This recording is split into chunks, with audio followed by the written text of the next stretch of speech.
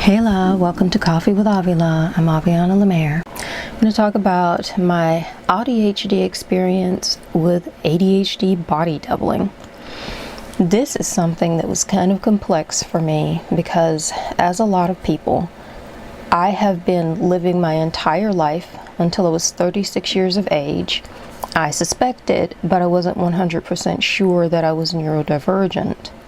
So I kind of lived that whole portion of my life thinking about this sometimes, having no idea how much it affects literally every aspect of your entire life, how you function, your experience of absolutely everything. And as a result, I stumbled into a lot of things that were very helpful. I would seek things out and I would stumble into things and I would find ways to make my life work. Like anyone would do of any neurotype, you kind of find something that works for you, and if at all possible, you stick with it when necessary.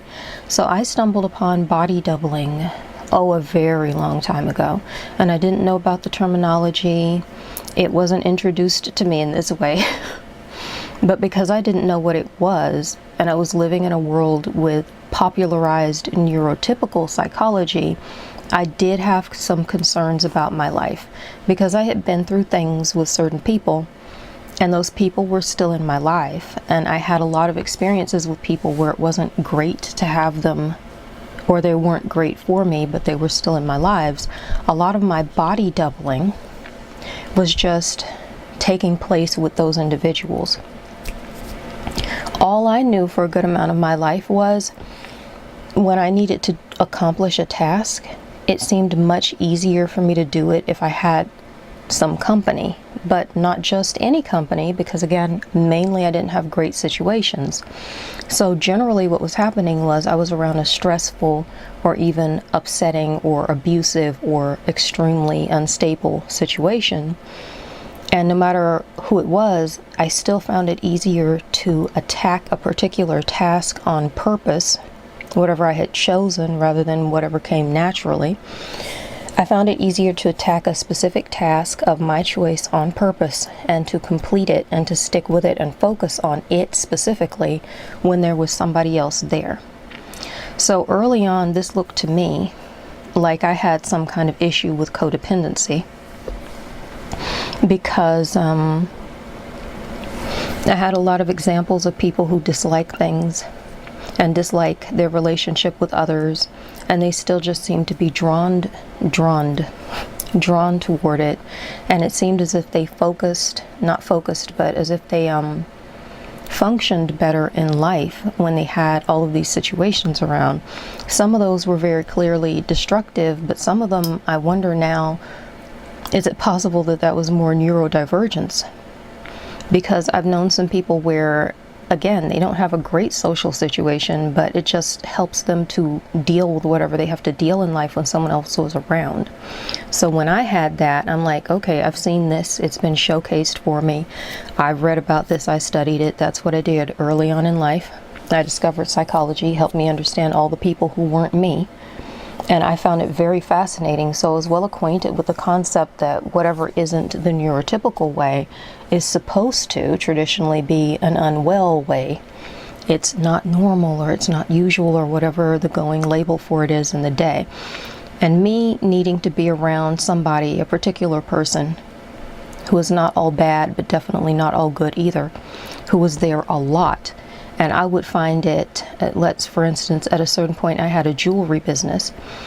I spent a lot of time, it didn't get off the ground, but I worked it, and it was a business, and it involved a lot of, the thing I'm thinking about right now is the very specific portion where I had all of the supplies and I had a design in mind, and I would sit down, I would bring all of my stuff into this communal area, and I would sit down near this person who might or might not be a good experience that day, or in any given moment of any day. And the stress of it and all the different sensory issues didn't fade away, but they became secondary to the fact that it was easier for me to stick with all of this work, to make all of this jewelry, designs, pricing, research, all of the work that I was doing functionally, packaging them, everything that I was doing, photographs, uploading images, checking on everything, whatever it was easier for me when that person was there. And because there was such a complicated history to relationships in general in my past, once again, I was like, this is wildly codependent. Because in my mind, in that moment, it was as if, my thought was, it's as if I can't function without that person there, even when that person doesn't feel good to me to be around. And I noticed that it's not with everybody. There are some situations where it doesn't matter. I'm not body doubling with these situations. Some situations were so bad that it doesn't matter if that person is there. It actually made it impossible for me to do anything, because I was just, you go into a different mental mode. They're not working. It's that bad. It's that toxic. It's that dangerous. You're now just in fight or flight mode, kind of fight, flight, or fawn mode. And so I would just be really not okay. But there'd be a bunch of people where, for instance, any person I knew who wasn't a direct and obvious threat to my life, even if they were very uncomfortable, it was way easier for me to just get anything done when they were there. I'm trying not to hiccup. Hold on. The hiccup is winning. I'm gonna have a sip of my iced coffee. And right before I started filming, I stressed myself out because, once again, I made my iced coffee and I put a tiny bit of sugar in it. It's tiny for me. I put stevia in because stevia, I find it not to be a sweetener, but a sweetness enhancer. So it picks up on the sugar that's in something. So I put a tiny bit of sugar in, and then so I don't go buck wild with it because I like sugar so much, I use stevia, and then it just tastes really sweet. I forgot to put my stevia in. So my coffee, my experience right before I hit record was that I'm sipping on something that's supposed to be iced coffee that's exactly sweet enough and exactly strong enough to taste pretty much like gasoline, or the way I imagine gasoline to taste from the way it smells. So whatever, I've been sitting here kind of afraid to try it again, but it's fine now, it's sweet again. With this experience, to get back to it,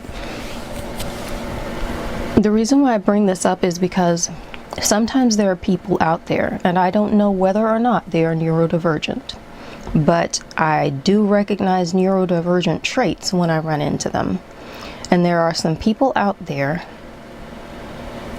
one person in particular, who I'm thinking about, who considers themselves to be very codependent because of the way they interact with people. And it's such a similar situation to mine, where it might not be a compatible situation. It might not be someone who's relaxing to be around, but they still have this drive to go be around these people in general.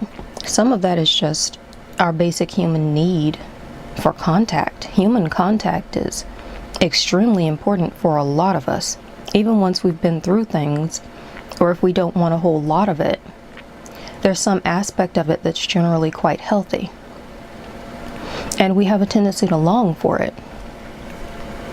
And when it comes down to a situation where you're constantly, like that autistic thing, neurodivergents have different spiritual sets. It's just we're built differently to be a different thing for a different reason. And the autistic side of me and the other autists that I know, we're all very spiritually sensitive. We're sensitive to all of the things, whether you want to look at it as being spiritual energy or you want to look at it as being scientific energy. It's all the same thing by a different name, but that energy hits us very differently. And so it's very weird for me, having had the autistic experience, even though I wasn't 100% sure of it back then. I didn't have this information about how it works from the inside out, because I suspected it before the hashtag actually autistic thing took place. That made a huge difference in my world, because there's nothing like hearing another autist self-advocate, hearing it, seeing it, however they're doing it. There's nothing like having that experience. But I definitely always had the social instinct, just to a very different level than other people.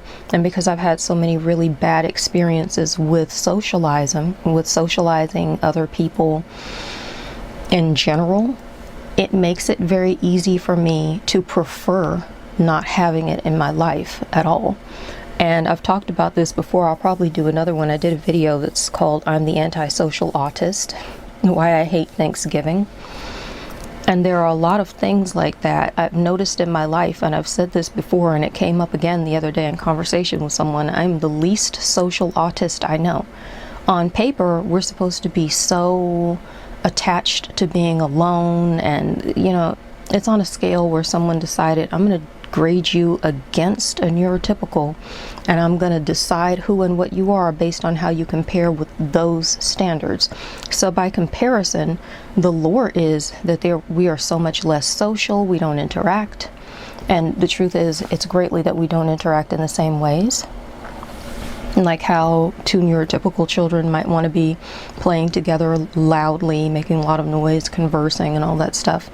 But a couple of autistic children might be playing together, and other people who just haven't gotten there yet with their thinking, they think we're not together or that we're not playing because the way that we're doing it is what works for us. It's comfortable for us. They call it parallel play. We're near each other, but we're not necessarily making great ruckus, and it's not necessarily very loud. It doesn't look like the same thing. But as an autistic adult, I still do this with people, and it is one of the most magnificently fulfilling, peaceful, wonderful things, but that's another video. It just connects in a way because this is all kind of about your social interaction.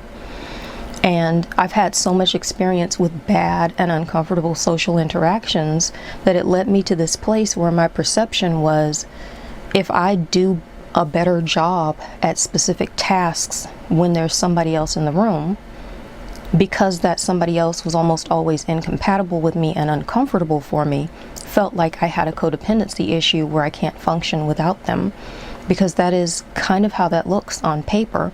For some reason, you have this seemingly unhealthy and uncomfortable connection with someone who might be unhealthy and uncomfortable for you, at least in that moment. And then there is stuff that I've noticed with other people. I was saying there's someone I know who has what looks like a lot of ADHD traits. And they also are having this experience where they're going after people, whether or not it's compatible or comfortable in that moment. And I just wonder, for someone where autism was missed until they were an adult around my age, is it possible that ADHD has been missed too? Because where you're thinking, I don't understand, why am I doing better when I'm around these people? Again, some of that is just the human need for connection, but some of it might be that your brain is getting that stimulation and that, what do they call it? It's like this passive form of accountability, and it's getting properly stimulated in an ADHD friendly way to function better when there is somebody else there. And like in my experience, it doesn't even have to be a cozy, comfortable situation. So I think it's fascinating, and I'm putting this out here greatly because a lot of us as neurodivergents, we're coming up in an environment where even if we are proud of who we are and we love who we are and how we experience things, and we see the beauty in the autistic experience, a lot of us also still, which is valid if that's your experience, I'm not challenging it, but I'm saying as a point of fact, a lot of us still look at it as a disability, a neurological issue, something that's not right, something that's problematic. And so when we have an experience in life like having somebody who's not compatible with us or not comfortable, and we need to do a task, but we find we can't do that task alone, it looks a lot like that traditional concept of not being okay with yourself when you're alone. Like, you need to be able to grow and heal. You need to like yourself and love yourself. You need to get to where you're okay alone. And as the ADHDer, believe me, autism self has always been very okay alone, especially because, like I said, I'm the least social autist I know. And so on that scale, inside of our community. I have always noticed it seems like I would be able to do a lot better when I'm alone at these tasks, but I still would have those moments where, not knowing about the ADHD, slightly suspecting it, but I knew I was autistic even when I wasn't convinced. I just kind of slightly suspected the ADHD and had no idea. But it just was incredible to me. There are so many different things in my life where, because of the neurotypical standard that someone created in extremely young psychology, the theory of it all makes a lot of our natural neurodivergent traits look like they are just a disease